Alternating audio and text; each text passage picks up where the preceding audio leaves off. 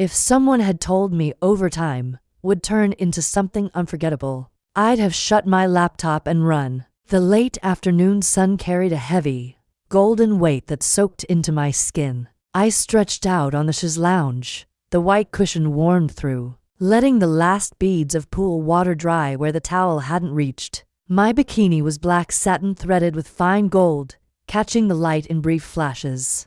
The top dipped low at the center, a single loop joining it, leaving my collarbones and upper chest open to the breeze. The high-cut bottoms hugged my hips, gold stitching glinting whenever I moved. A bead of water slipped from my hairline, tracked along my shoulder, and disappeared beneath the waistband. I followed it with the towel, the cotton darkening under my touch. Chlorine clung faintly to my skin, mingling with the drifting jasmine from the bushes beyond the pool deck. Under the cabana, the team clustered around the glass-top table, sleeves rolled, sunglasses pushed back, notepads and sweating coffee cups scattered. This was our out-of-office brainstorm for D&D Fashion Collective, meant to spark ideas without the hum of fluorescent lights. Marcus spoke loudest, sketching digital runway concepts. Others threw in our fitting rooms, social media challenges, AI-assisted design. The usual jargon,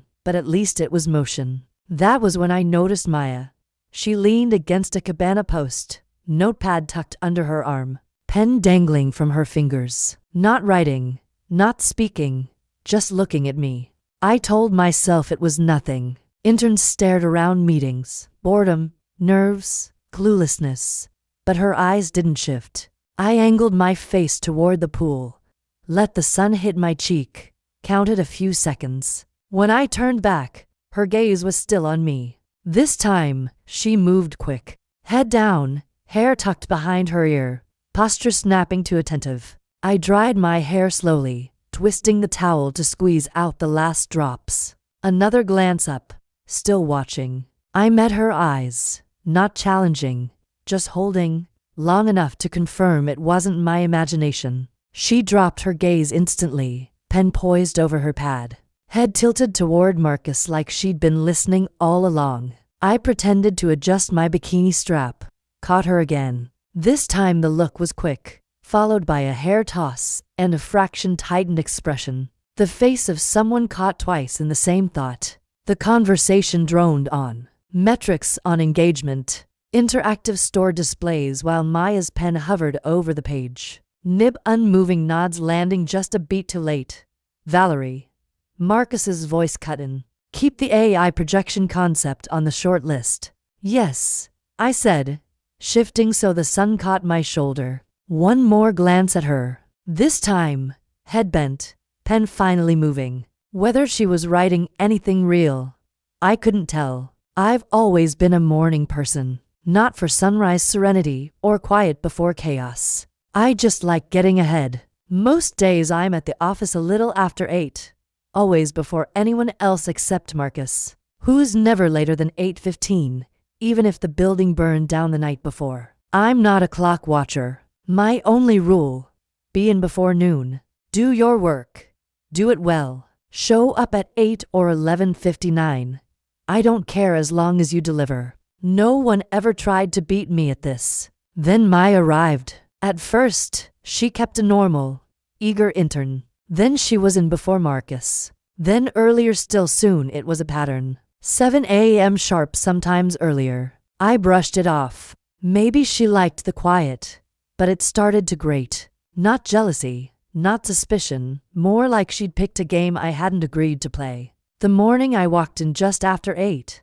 I checked the sign-in sheet. 6 a.m. 6 before sunrise, before the cleaners finished their shift. By the time I reached my office, my patience was thin. I dropped my bag, picked up the phone, and dialed the intern's shared office. Good morning, ma'am, came her chipper voice. Enter, I said, rubbing my temple. Come to my office.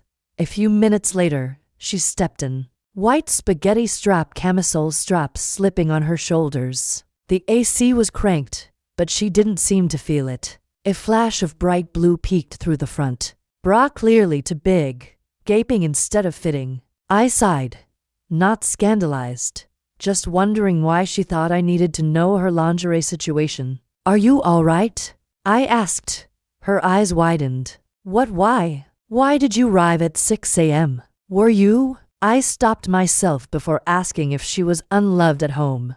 Too early for that. You said we had till noon, so I thought early was fine. My mother was going out, offered to drop me. I rolled my eyes. And you're not cold. AC's blasting and you're here in a chamisole with your bra waving hello. She glanced down like noticing for the first time. Pass me some A4 paper from the cabinet, I said. She froze, looked left, right, turned halfway like the word cabinet was in a foreign language. It's behind you, I pointed. She blinked, shuffled over, and set a stack on my desk like they were relics. I took them to the printer in the corner, muttering about organization. My heel caught a cable I hadn't seen. I stumbled forward. My palm landed square on the oversized blue bra, and the two of us toppled. Papers fanned like white leaves across the carpet.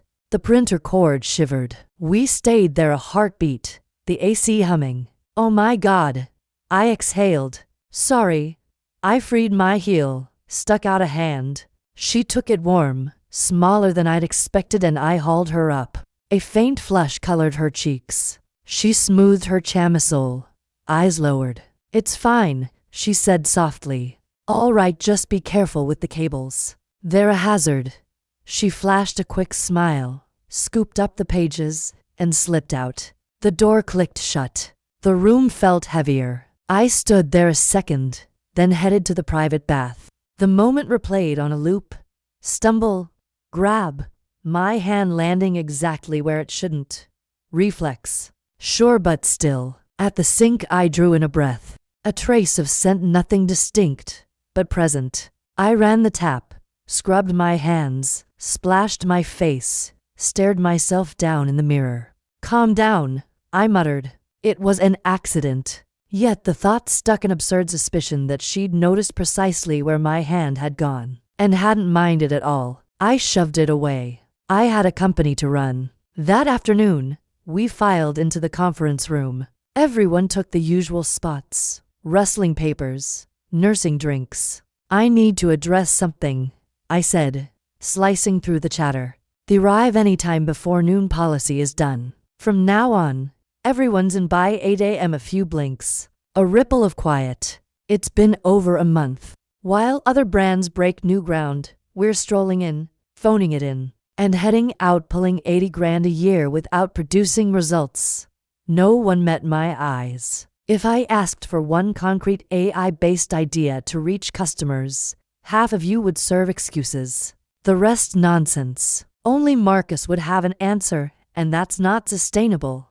I scanned the table. So, anyone have an idea before our competition eats us alive? Silence. You know what? Great, I said. Sark edge barely masked. Marcus cleared his throat. We could cut seasonal collections to 2 launches a year and funnel the savings into marketing. That kills momentum, I shot back. We survive on year-round visibility. Fewer drops hand our rivals an opening. Anybody else? Nothing. Meeting dismissed. Chairs scraped. Papers shuffled. I just gathered my notes when Maya spoke. Wait, I have something to say. Not today, I said, shaking my head. I'm tired. Workshop with Marcus and the others, and if it's worth pitching, bring it tomorrow. I lifted my folder and left her and the room behind. The next day I ducked out for lunch. Crisp, bright afternoon. The office hum was boring a hole in my skull, so I walked to Mercer's Cafe, small, glass-fronted, smelling of coffee and toasted bread. I slid into a back booth, ordered a grilled chicken sandwich and a black coffee, and let my thoughts drift to D&D Fashion Collective. We were sinking not fast enough for sirens, but steady, like a slow leak no one could locate. Meanwhile, my team treated the job like a side hobby. Halfway through my sandwich, the door opened and movement caught my eye. Maya?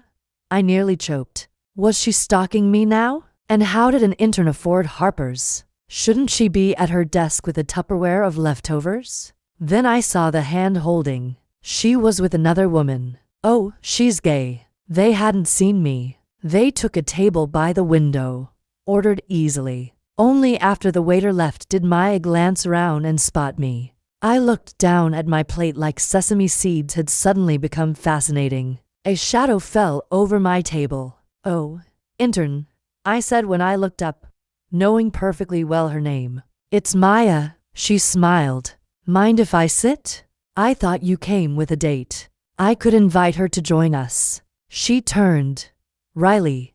To my surprise, the woman came right over, sliding into the booth without hesitation. Maya sat beside me, Riley across. So, Maya began, leaning forward. About the idea I mentioned yesterday. Go on, I said, skeptical. She laid it out cleanly. A fully interactive online showroom. I generating personalized clothing recommendations in real time. Measurements, color preferences, style inspirations. All fed into a system that learned with each click. Like or share pull from current stock and AI-designed prototypes. It was smart, practical, marketable. That's actually good, I admitted. Her smile widened as the waiter delivered their food. We slid into small talk. At one point, Riley brushed her fingers over Maya's hand. They locked eyes, murmured something private, and laughed softly. A faint, irrational discomfort twisted in me. Then Riley showed Maya something on her phone, muttered birthday suit, and they laughed again, leaning close. I'd had enough. I pushed back from the table. Excuse me. I should get back to the office. Maya looked like she might stop me, but I was already standing. Bag over my shoulder. I turned just enough to meet her eyes. Be quick and get back, I said, sharper than intended. Lunch break's over. I didn't wait for a reply. The news hit mid-morning. A rival brand was launching an AI-driven showroom almost identical to the concept Maya had pitched. The team scrambled, but by late afternoon, most of them had given up, their screens glowing with half-finished slides and stale coffee cooling on the tables. Only Maya stayed. We worked side by side long after everyone else left, refining her concept into something sharper, faster, better than the competitors. She explained technical tweaks, marketing angles, cost structures, all in that calm, certain voice of hers. Somewhere between adaptive styling prompts and social integration triggers, her hand brushed mine. Just a brief contact, casual, but it happened again a few minutes later. Not enough to seem deliberate, not enough to ignore. And that's when it hit me. Not a full crash, just a flutter. The sudden awareness of her sitting there, leaning in, talking with focus that lit up her whole face. Her mouth was moving, but my mind had gone somewhere else entirely, to the dangerous thought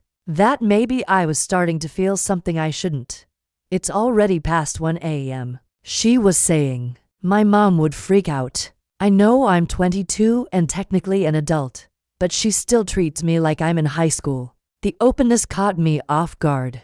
People didn't talk to me about their families. I hadn't invited them to. Outside of D&D, my life was a blank slate. I couldn't remember the last time I'd cared for someone or let anyone care for me. I'm sorry if that was too much information, she added quickly, as if she felt my silence. I shook my head. No, I'm the one who should apologize. I shouldn't be keeping an intern here until 1 in the morning, especially when you came in so early. Her smile came easily. That's when I noticed the dimple and those eyelashes, absurdly long, catching the light when she blinked. I swallowed, stood, reached for my blazer. Come on, I'll drive you home. We slid into the back seat, soft leather cool against my legs. The air held the warm, resinous richness of eau de Spain deep rose, smoky oud. I'd worn it so long it felt fused to me. Every time I caught it, I remembered what being rich really meant. Not the money itself, but the ease of wanting and never having to hesitate. I glanced at Maya and caught a flicker of discomfort, like something was off. I tilted my head. Oh, I'm so sorry, dear. It's Ispahan. I can imagine it's a bit strong for some. I gave a light laugh. She turned to me, laughing softly too. It's not the scent. The scent's really nice. It kind of smells a lot like you. The way she said it steady, almost affectionate, landed different from a casual compliment. Something fluttered in my chest. A low pulse answered as I shifted in my seat. It didn't feel casual. It's just the AC, she added, adjusting. Feels a little too cold. I laughed. You're kidding. A few days ago you were sprinting around the office half naked. Like I needed to know your bras don't fit. I laughed harder than I meant to. God help me.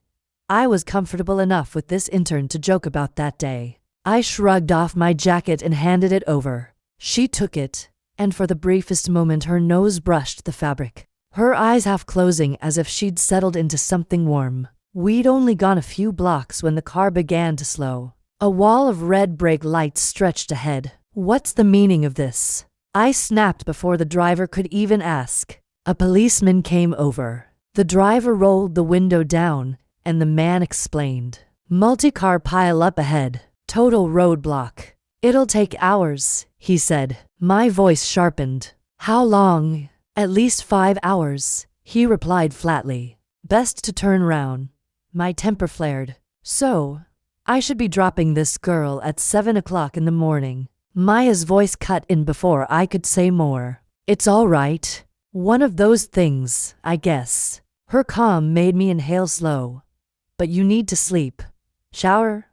Where will you stay now? The answer hit me before she spoke. Would you be okay sleeping at my place tonight? You can shower, rest, and I'm sorry for putting you through this. Honestly, I should fire everyone. Not one person in this company has its interests at heart except the intern doing all the work. Her hand came to rest lightly on my thigh. My legs went still, a little tremor shooting through me. It's all right, ma'am.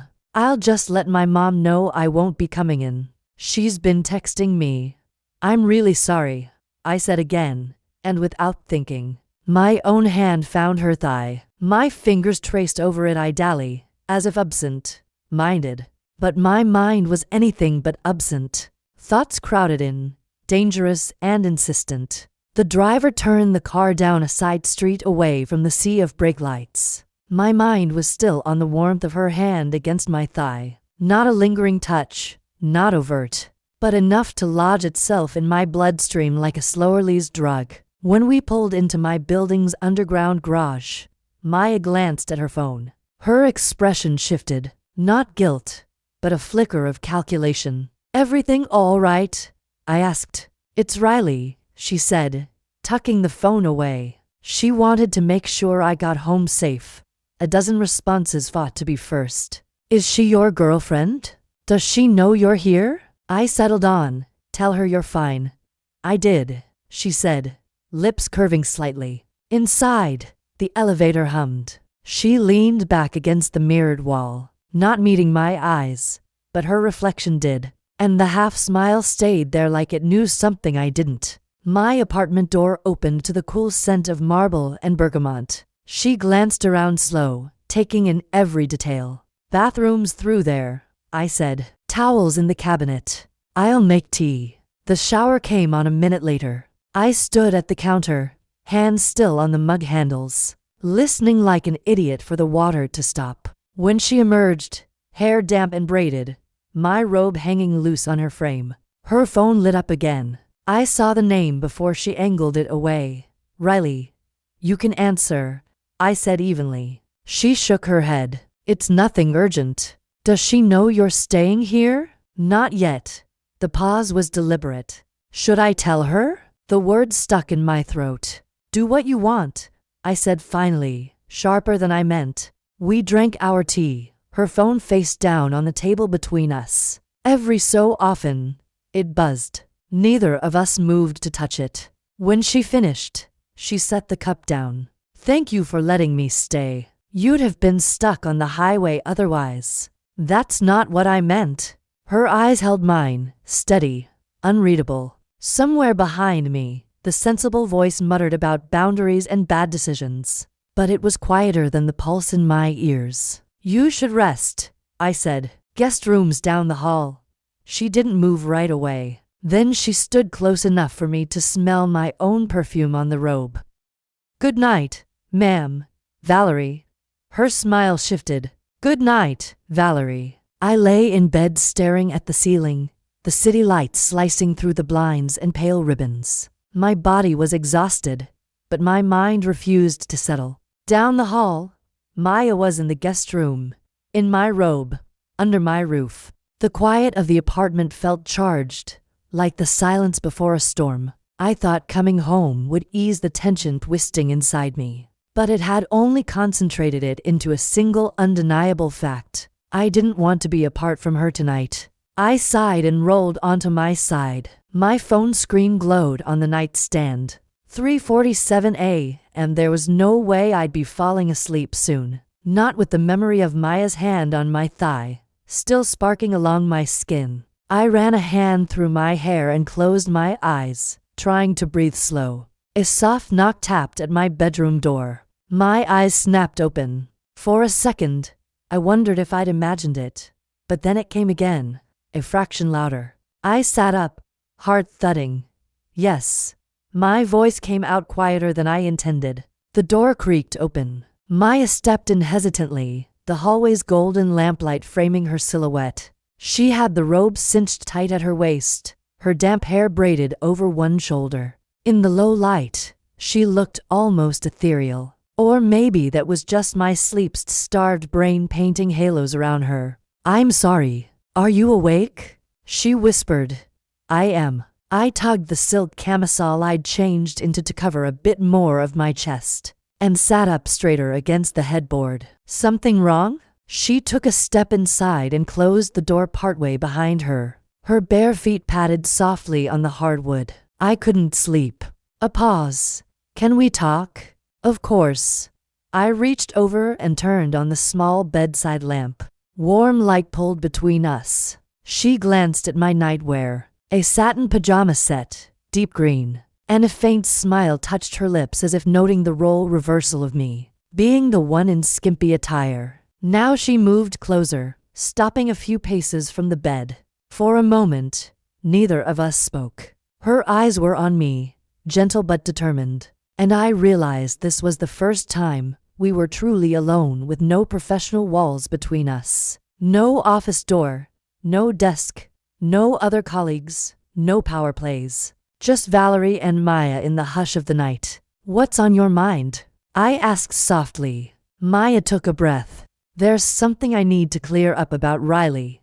I felt a flicker of embarrassment. Had I been that obvious? I tried to summon a neutral expression, though my heart kicked at the mention of that name. "You really don't owe me an explanation of your personal life, intern." She gave a tiny roll of her eyes at the title. "I think I do, Valerie." The way she said my name carefully made my chest tighten. "Riley's not my girlfriend. She's just a friend. Well, a best friend, actually." I studied her face, searching for any hint of dishonesty, but found none. Just earnest, slightly anxious eyes. Best friends hold hands and gaze into each other's eyes at lunch. I couldn't keep the bite out of my tone entirely. Maya bit her lip, looking both remorseful and amused. "I know what it looked like. Riley and we did try dating once." She glanced down at her toes for a second, then back up. "We were close in college, and we thought maybe it could be more. But it never really clicked that way. We're better as friends, like sisters, honestly." She shrugged one shoulder. "She worries about me, that's all, especially with my first big internship and staying out so late. I told her about working late with you and she was teasing me about MU." My breath caught.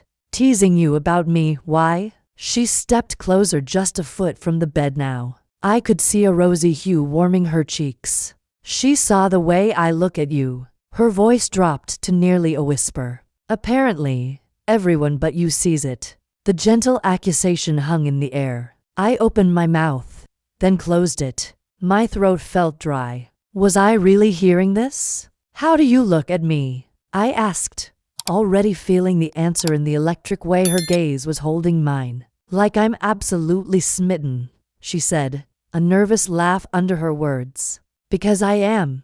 The air seemed to shiver around us. I had been braced for this possibility since I caught her staring by the pool. But hearing it stated so plainly sent a shock through me nonetheless. My instinct was to put up a shield, deflect with humor or authority, but I fought it. She was laying her feelings bare. The least I could do was meet her halfway. Maya, I said slowly, you're my intern. I am your boss. There are rules. She nodded, a lock of damp hair falling loose from her braid.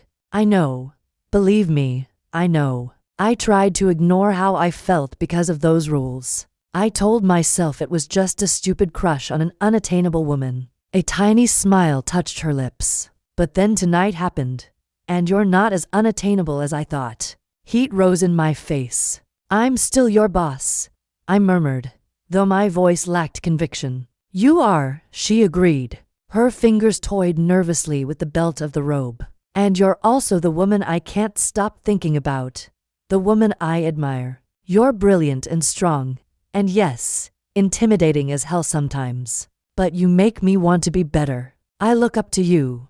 And she hesitated, then pressed on. And I'm incredibly attracted to you. The confession hung between us, bold and fragile. My heart thumped so hard I was sure she could see it through the satin of my chamisole. Then she leaned in and kissed me. And I didn't stop her. Rather, I responded, kissing her back, and to my own surprise, with more urgency than I'd intended. It wasn't reckless, but it wasn't measured either. It was the kind of kiss that made the room feel smaller, the air feel thinner. She laughed softly against my mouth, breaking the kiss just enough to whisper, "We have work in the next 3 hours." I stayed close, my forehead resting lightly against hers, my hand coming up to cup her cheek. My thumb traced slow, soft lines along her skin. I'm a boring person, I admitted quietly. Outside work, I have no life. It's been so long since I've been in any relationship. I don't even know if this would work between us.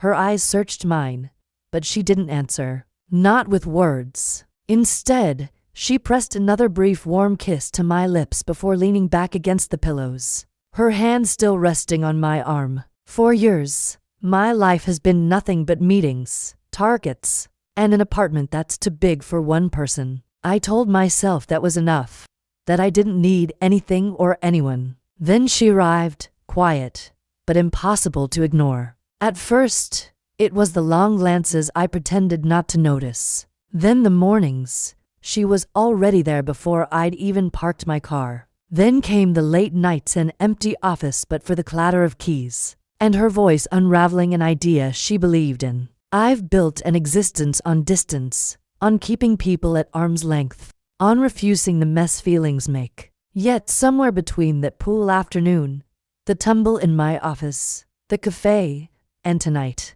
she's been crossing the space without asking permission. I don't know if any of this will work. I'm not even sure what working would look like for us. But when she kissed me tonight, I didn't stop her. I kissed her back harder than I meant because it felt like the first time in years. That something mattered beyond my office walls. Maybe tomorrow we'll be cautious again, under fluorescence, pretending our hands never found each other. Maybe it will dissolve into nothing. Or maybe this is the beginning of something I can't manage. I didn't sleep.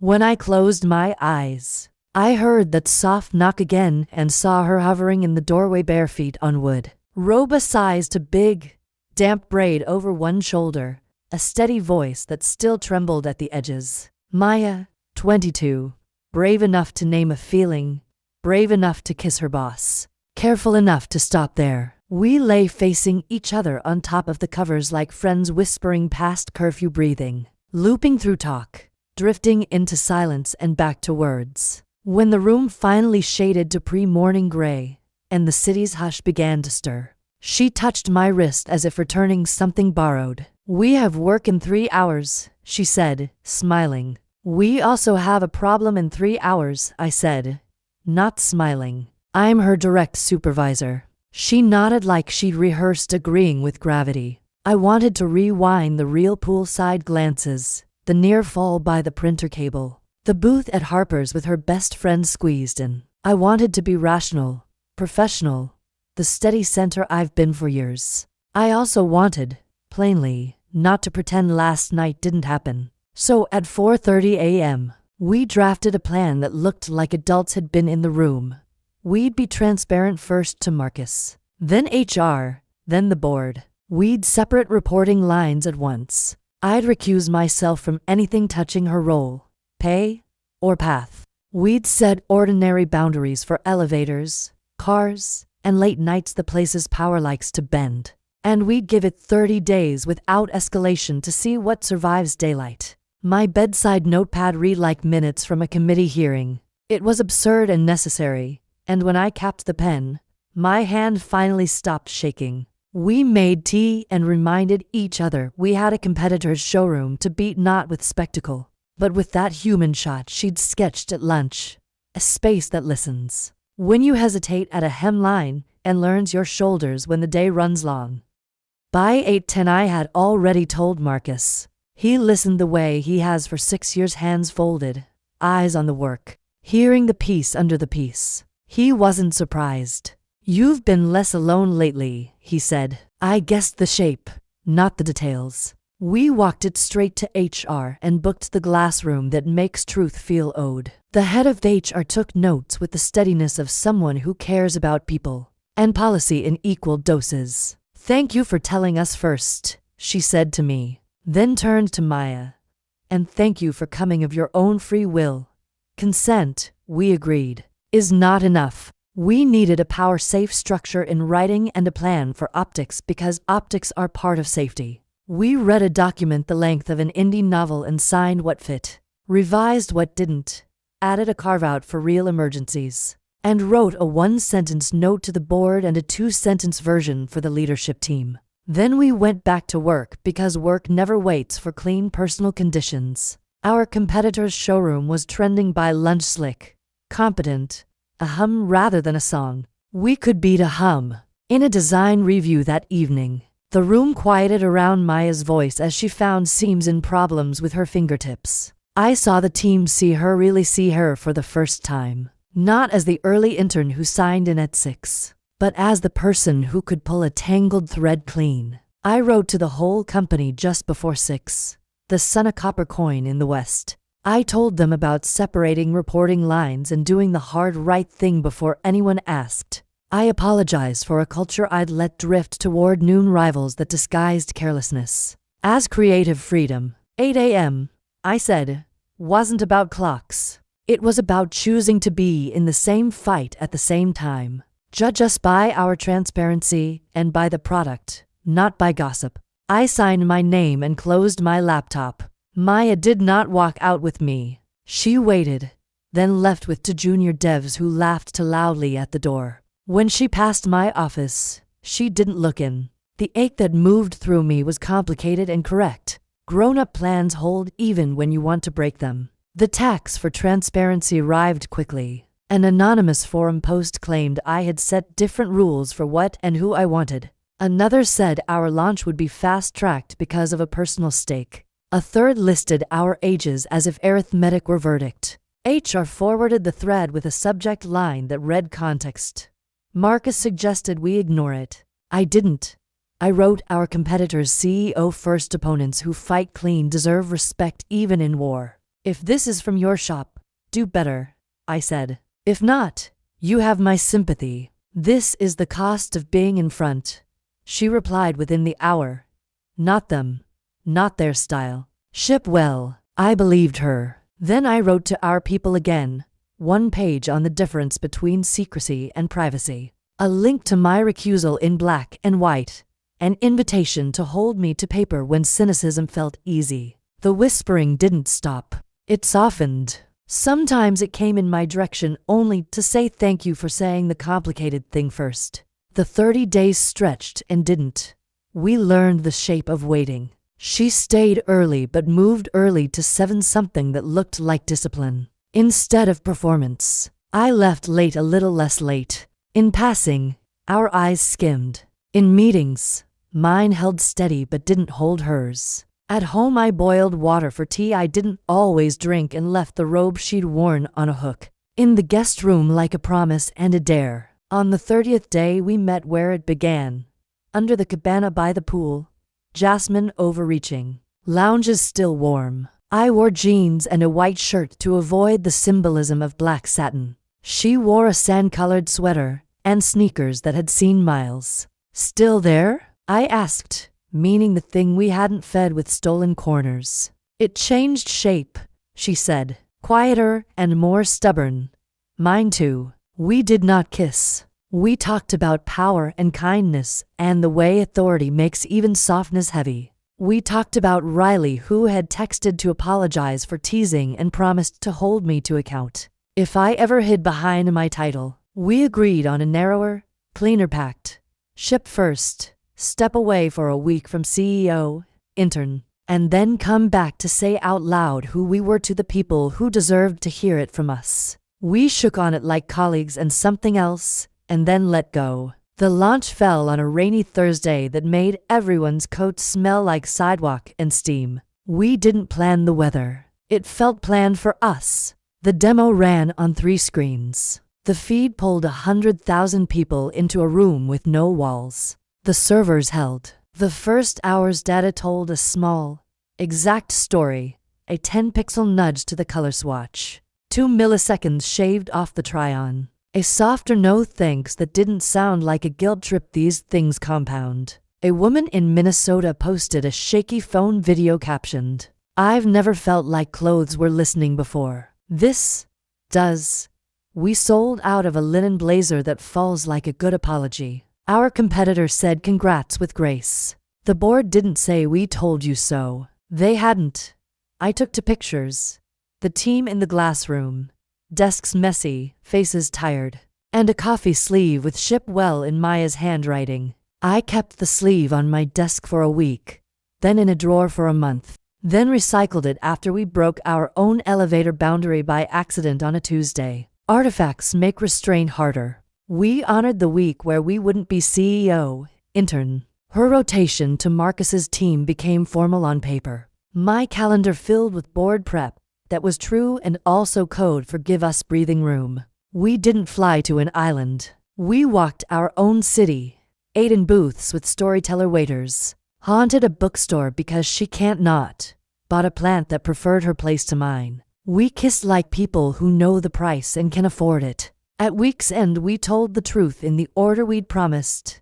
HR first, Marcus next. Then 45 seconds at all hands naming the structure and the standard. We didn't ask for blessing.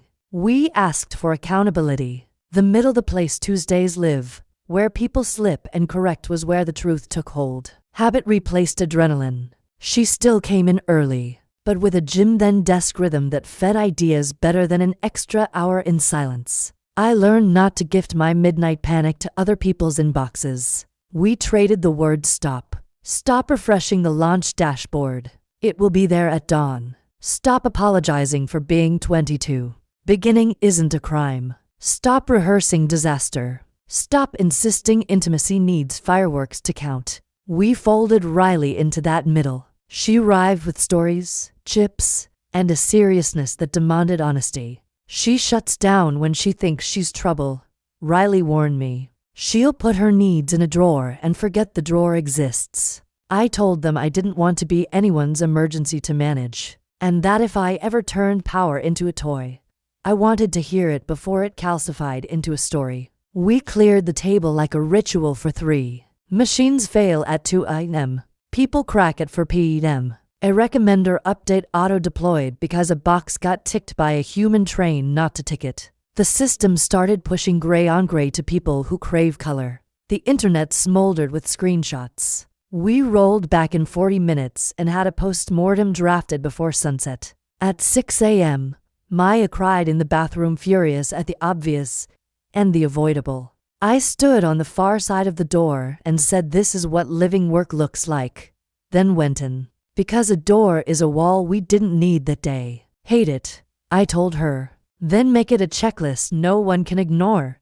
She did. The list became practice, and practice turned into culture. Another afternoon, I cut across her in a meeting supplier shipped solvent. A board member wondered if the intern was steering my judgment. Her face didn't change. Later she shut my door and said, "You can't do that to me in front of them. To anyone." I apologized without footnotes. She offered to step off the product rather than be a fight in a common thread. I told her no, she was the center of gravity, and my job was to be a wall, not more wind. We both improved. Success attracted lawyers. A competitor filed, arguing similarity equals theft. The public prefers brawls to briefs. We didn't brawl. We produced version logs, recruiting records, architectures, and a sworn statement from the one engineer who'd worked at both shops separated by time, and ideas rejecting the carrier pigeon fantasy. Midway through discovery, the anonymous forum post traced to a contractor in our orbit. Not a rival. HR moved like a scalpel. We ended the relationship, paid what was owed, told the team the truth. A company is a group project with money attached. Sometimes it's 7th grade. Who you choose to be in those hours matters. When a judge tossed most of the suit similarity isn't infringement, we sent cupcakes to legal and went back to shipping. No victory lap, only velocity. Her mother invited me to dinner with a text at 10 a.m. on a Tuesday, full punctuation and all. I have sat across from men who think they are empires and vendors who weaponize, unfortunately. But I have never been as nervous as I was pressing a doorbell to a ground floor apartment with geraniums and a mat that read hope. She had Maya's eyes and a smaller version of Maya's backbone. She poured tea, asked about work like she'd read past the headlines, asked about life like she didn't care about them. "I worry," she said, not dressing it up. "Not because you are older, though that is a thing. Not because of money, because of power. I don't want my daughter to learn to be smaller in rooms where she's already not loud." I told her I didn't want that either, and that if I ever made Maya small, I would want Maya to leave me and I would tell her to. Something let go in the room, not approval. Exactly, but an older permission made of decency. On the sidewalk afterward, Maya squeezed my hand. "She likes you," she said. "That is not what that was," I said. "She likes you," she said again. "You met her with the truth." A year on, the showroom wasn't just a feature. It was a way of working. It spilled into forecasting, staffing, and when we push anything onto phones because sleep is part of the product. We built a bias audit that asked who pays for our defaults and fixed the debt. We hired someone whose only job was to ask, "Who does this harm?" At the start of debates. We moved slower and gained speed later when we weren't apologizing for yesterday. Maya moved from intern to associate to product manager on a pace that was quick but not gifts. HR calibrated compensation with the market open on the table and me on the other side of a line. I'd asked them to draw. A peer made a joke about overnight promotions. She faltered privately, not publicly, and did the work. Her team followed her because she listened without coddling and decided without swagger. We argued about data retention, about open sourcing our audit tool. We did. About a vacation I refused to take until she put my phone in the freezer for an hour like a ritual. "You'll survive," she said. She was right. So did the investor. We kept separate apartments and traded nights like grown-ups with calendars, and a preference for toothbrushes, not living in bags. We learned each other's mornings, the silence I protect until coffee, the way she hums while choosing a shirt, my silly habit of reaching for a scarf at 70 degrees. We left each other notes when calendars missed and didn't make notes do conversation's job. She kept the blue bra and bought one that fit. I kept my perfume and learned to wear less. She learned to love the faint smoke of it on my scarf when I came home late. At work we were CEO and PM. At home we were names without titles. We failed at the costume changes sometimes and said so. 2 years from the first cabana, we brought the team back to the pool. The light had that heavy gold again. Jasmine overgrew. Someone spilled coffee. Laughter came easy. Maya leaned on a post with a notepad under her arm in a joke that still mattered. "Déjà vu," she said. "Better lighting. I said. We pitched and wrote and listened. Ideas came out like fledglings and like hawks. Mending workshops built into returns. A resale portal that carried a garment's story like provenance. An accessibility layer that let people tell us where their bodies hurt, so recommendations could carry their weight. Before people started listing pets and errands, she asked me to walk to the hedge where summers smell like when you still believed. Time was a big room. You looked like you belonged here the first day, she said. Not just near water. In your work. In your own life. I didn't know how to fit myself into that picture without stealing the edges. Thank you for leaving space. I told her I hadn't left anything. She'd taught me to make space on a canvas already crowded. We laughed at our bad metaphors. Then she asked for a promise that was not a ring, that we keep the courage. That started the notepad at 4:30. The glass room, the bathroom checklist, the freezer phone, and that if either of us started living inside rumors instead of truth, we'd say it before it hardened into a house. I said yes. She said she was happy. I said me too. The words smaller than the feeling and better for it. We didn't kiss in front of everyone. We squeezed hands under the table like people who know the difference between secret and private. After never comes tidy. Companies swell and forget what made them generous. The internet applauds and claws. Parents fall ill. Bodies age. We had award seasons when I wanted to mail plaques to the server closet where the real work lived. We had ports with Brinny names that ate Q3. We had a headline trying to lash my name to a rumor we'd already outlived. My hands shook the old way. I sat on the kitchen floor beside the plant that forgave us for the freezer and said, "This is wind, not a wall. Wind lifts kites," she answered, kneeling to press her forehead to mine. We learned to leave town when the chorus got loud and borrow a dog who minded better than both of us. We argued about matching socks they should and whether olive counts as a neutral it does. We built a life without crane shots because we're not a movie. We're to people choosing a thing and choosing it again. Some nights I wake to find her watching me, and, for a beat, I'm back at the pool caught by a gaze that didn't look away when it was caught twice. Our faces have shifted a little. Our circle has widened. Attention is more expensive. The feeling is quieter now, and more stubborn. It survived daylight, learned to love fluorescent, knows how to sit through all hands and stand up when something's wrong. On ARC's anniversary, we added a line to the product page no one instructed me to write. Designed to listen. It was about clothes. It was about us. It was about leadership that doesn't assume. In the early hours, before the city wakes, I take coffee to the pool and read nothing. One bead of water still traces my arm to the edge of a waistband that fits. And I remember the hard lesson we chose.